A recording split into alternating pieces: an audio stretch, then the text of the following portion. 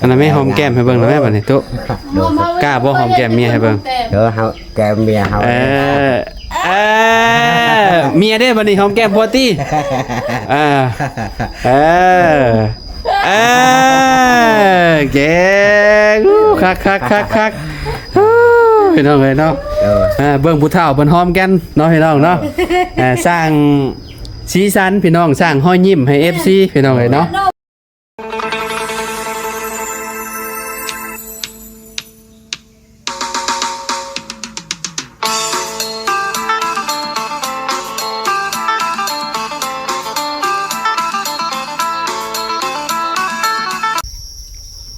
กราบสบายดีพ่อแม่พี่น้อง FC เบิร์ดสุขุสุคนเด้อพี่น้องเด้อน้องบอกว่าสิอยู่ในและกระต่างประเทศพี่น้องเปิดภาพมากะเนาะหลังจากที่ไปซื้อบ้านประตูมาพี่น้องเนาะเฮาก็มาฮอดเทือนประตู7 ปีเรียบร้อยพี่น้องเลยเนาะก็สิเอาประตูยังลงให้เพิ่นก่อนพี่น้องยังบ่ได้ครบได้พี่น้องยังเหลืออยู่2บ้านเนาะบ้านทางขึ้นเลยพี่น้องเพราะว่าอยู่ในห้างที่เฮาซื้อเพิ่นบ่มีพี่น้องเนาะเพิ่นบ่มีอันหน้า60คูณ80พี่น้องเนาะเดี๋ยวเฮาสิมาเบิ่งอยู่ในห้างนี่แหละพี่น้องว่าสิมีบ่หรือว่าจังใดเนาะคันว่าบ่มีก็ต้องได้สั่งพิเศษอีกได้พี่น้องเนาะโอเคเดี๋ยวไปหาทางประตู7 ปีเพิ่นก่อนพี่น้องโดยพี่น้องเนาะบ่ได้ถ่ายประตูมื้อนึงพี่น้องเนาะ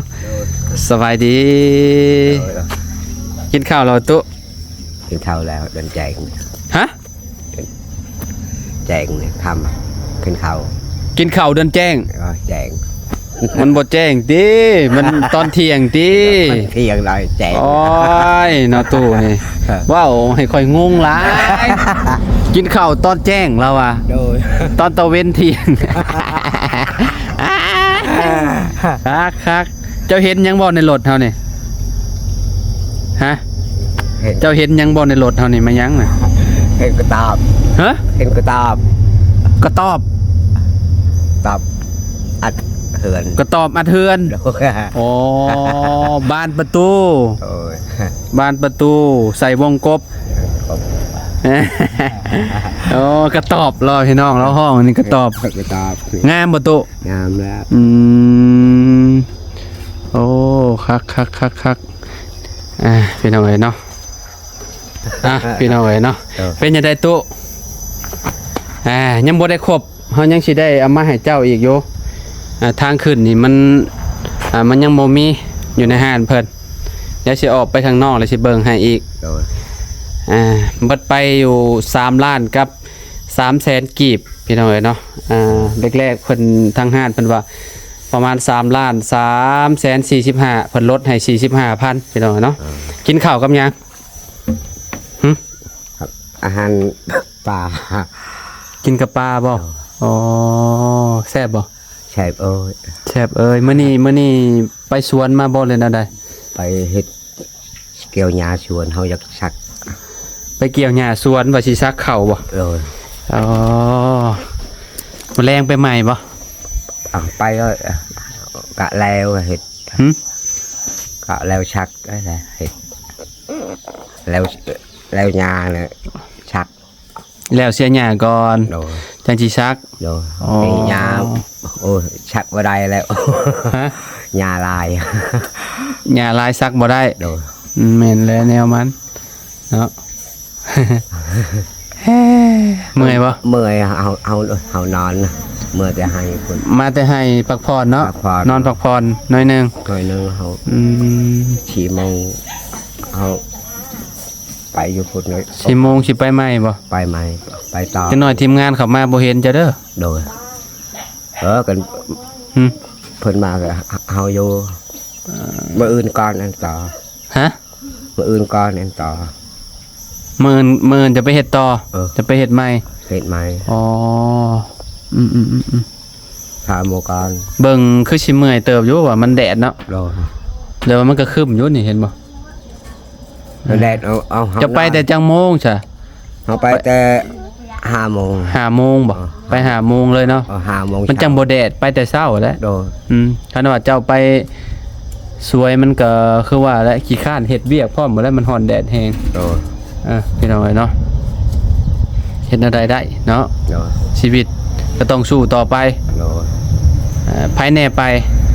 กับเมียเฮา ไปกับเมีย2คนบ่ โดย อ๋อ เฮ็ดแล้วเชียร์ยาก็ชัก ต่อเลย แล้วเสียหญ้าก็ซักเขาเลยเนาะ โดย อืม ในพักหลายอะ อืมก็ดีแหละ โดย จังอันนั้นจังได้กินข้าวกินน้ำคือเพิ่น โดย เนาะขยันอดทนสู้งานสู้การ โดยนั้นแล้วกินนอนโอ้ย กินนอนโย ตายอยู่แล้ว เจ้าสิเอาข้าวหน้ามาได้ใช้กิน โดยกะเฮ็ดได้ก็บ่ได้เฮ็ดกินยังอะ แม่นถ้าบ่ได้เฮ็ดก็บ่ได้กินหยัง โดย ทำความสะอาดระบบทางเฮือนนี่เก็บระบบพวกเศษไม้เศษตอก โดยเอาเก็บไว้อเมนหมด บ่สะอาดอย่าบ่จะเทิงน่ะ โดยรักษายังแต่เฮ็ดแล้วนี่เอาชักเลยไป อนามัยนั่นแหละเนาะ โดย นี่น้องเอ้ยเนาะเฮือนประตูนี่เป็นจังไดเนาะเบิ่งขึ้นเบิ่งก่อนแน่นหนาเฮือนเราบ่ได้อยากสั่นได้พี่น้องเอ้ยเนาะแน่นเฮือนประตูเป็นน้ำเพิ่นใส่ไม้ลายบ่จักแน่นอะลีเวลาเฮาย่างนี่แทบสิบ่สั่นคลอดเลยโอ้นี่มองพักพรเนาะตัวเนาะ โดย พักพรอยู่นี่ นี่สภาพข้าวนี่เนี่ยลูกเขา อ่า นอนชื่อ โดยโอ้เพิ่นโมงเมื่อนั้นพี่น้องแล้วอยู่ฝั่งนี้แต่ว่าฝั่งนี้ยังอยู่พี่น้องเนาะยังอยู่นี่ยังเหลืออยู่แผ่นเดียวเนาะเร่งชุดขีดแล้วมื้อนั้นบ่ทัน ทัน คักกะเลยเฮือนลาวนี่งามพี่น้องเอ้ยเนาะงามคักเฮือนประตู7ปีนี่แบบว่าถือว่าสุดยอดเลยเนาะประตูก็เอาขึ้นมาไว้แถวนี้แหละตู้เอาขึ้นมาวางไว้อยู่เทิงพี่เด้อบ้านมันพี่น้องเนาะเฮาซื้อมานี่ซื้อมาเนาะ10พี่น้องเนาะ11บานเนาะประมาณนี้พี่น้องเลยเนาะ2 4 6 8 10 11 11 12พี่น้องเนาะอยู่มุมนี้โอ้13พุตตี้เนาะบอกไปแหละเขาก็ได้พี่น้องเลยเนาะ13เพราะว่าอยู่นี่หนึ่งเนาะอยู่นี่หนึ่งอยู่หัน2เนาะยังขาดตัวนี้นะตู้เด้อยังขาดตัวนี้บ่ได้ซื้อมามันบ่มีเดี๋ยวสิไปเบิ่งในห้างมันก่อนว่าเพิ่นสิมีบ่คันว่าบ่มีนี่สิไปสั่งพิเศษให้เพิ่นเฮ็ดให้อย่างละบ้านพี่น้องเนาะเพราะว่ามันเป็นบ้านคู่เด้เนาะเพราะว่ามันความกว้างนี่ประมาณ1.20 เมตรพี่น้องเนาะก็ต้องเฮ็ดหน้า60เนาะหน้า60คูณ80อันนี้แหละสำคัญอันนี้แหละสำคัญก็ตอบว่าฉัน สำคัญ เนาะสำคัญอัดนี่นะ โอ้สำคัญเบิดแท้อยู่ไสก็สำคัญเบิดอยู่ห้องแห่งสำคัญแหละตัวอยู่ห้องแห่งสำคัญแหละแห่งคักแหละนี่ตัวนี้แห่งหลอกไว้คักเลยนี่เวลาเฮาอันน่ะเด้เวลาเฮามีของมีค่าเอาเก็บเมียนอยู่นี่เลย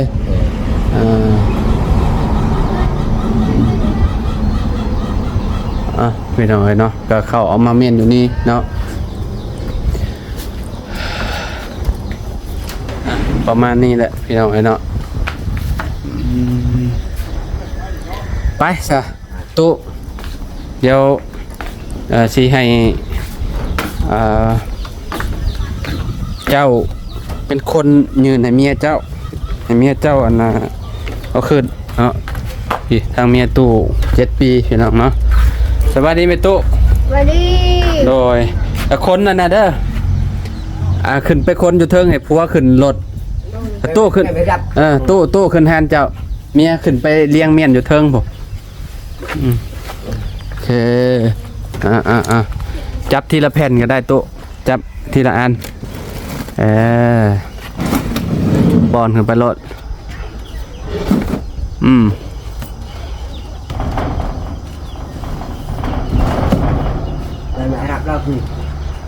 เอาวางไว้มองได้มองหนึ่งบ่ให้พ้นศาสตร์ได้พ้นศาสตร์กับไปมันสีเด้งสีนั่น ที่ไว้ที่ เอาไว้กลางๆก็ได้ตู้ ตั้งเลยเอาไปเลยอ่าเอ้ยพี่น้องกันเนาะ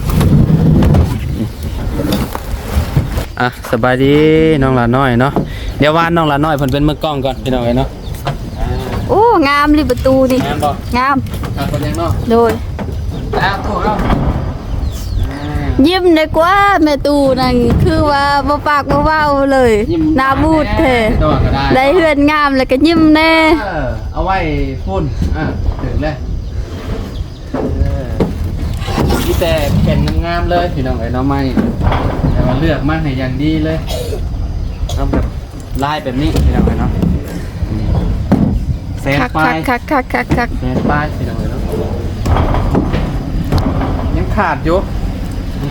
2 บาทแบบเดี๋ยวออกไปทางคนยังห้านก่อน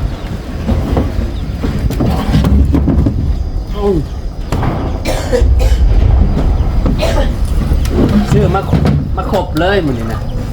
แต่ว่าบัตรสร้างประเทศมันจังบ่ยากแต่ซื้ออันนี้มาพร้อมซื้อมาครบขนาดเลยเป็นพวกบ้านผับมันแล้วก็อันจับอันยังนี่แหละนี่มีครบมาเลยพี่น้องเลยเนาะอยู่ในกระเป๋านี่แหละเอาไว้ดีๆเด้อจะหน่อยเด็กหน่อยอันเอาไปดินเด้อตู้ นี่เจาะชายคือมัดไว้ก่อน มันไว้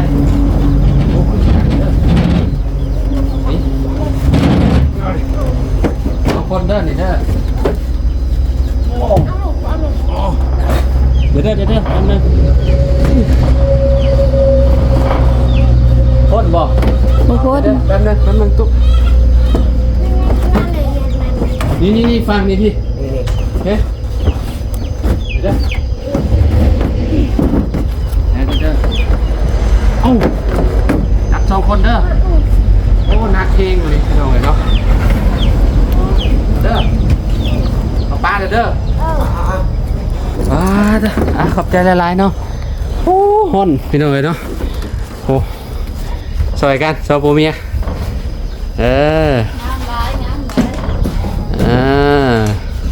เอางามลายพี่น้องเนาะเย็นขึ้นมาเลย เย็นจะจ่วยเฮือนเรานี่คักเลยเป็นยังไงงามบ่เฮือน งาม บ่ได้ถามเจ้าแต่บ่ได้ออกคลิปนำเฮาแต่โดนแหละ โดย มื้อนี้เฮาสิให้เจ้าหอมแก้มผัวเจ้าได้มื้อนี้ อันนี้เอาคอร์ดไว้ดีๆเด้ออย่าให้เด็กน้อยขึ้นมาลิ้นเดี๋ยวเจ้าน้อยเขาสิเอาไปตัวทีบเด้อ โดยเขา ราคา เขาเมื่อนี่ยันลูกลอยลิ้น โอเคเบิดนี่ราคา3 ล้านไปปลายพี่น้องเนาะ3 ล้านกับ300,000กีบเพิ่นลดให้เดี๋ยวยังสิมีมาอีกได้นี่บ่ฮู้ว่าไปซื้ออันตัวนี้สิเท่าใดพี่น้องเนาะถ้าเบิ่งนํกันคักบ่ล่ะน้อยเย็นจะจ่วยเนาะเพื่อนเล่านี่บ่ค่อยอยากติงปานใดพี่น้องเนาะ คัก แน่นอะไรเป็นน้ำใส่ไม้อันนี้ลายมาจากเนาะไม้เส้นมันนี่พี่น้องมันยึดเกาะลาย โลกยังพอนี่ก็อันนี้เย็น เย็นเนาะขึ้นมาเนาะเย็นจะจ่วยเลยคักกว่านี้นะตัวเนาะ เอ็ดแล้ว พร้อมกันให้ดูดู อันนั้นไม่หอมแก้มให้เบิ่งแล้วแม่บัดนี้ตุ๊กล้าบ่หอมแก้มเมียให้เบิ่ง เดี๋ยวเขาแกเมียเขา เมียได้บัดนี้หอมแก้มผัวตี้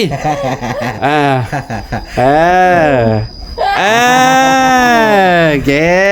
งคักพี่น้องเลยเนาะเบิ่งผู้เฒ่าเพิ่นหอมกันเนาะพี่น้องเนาะ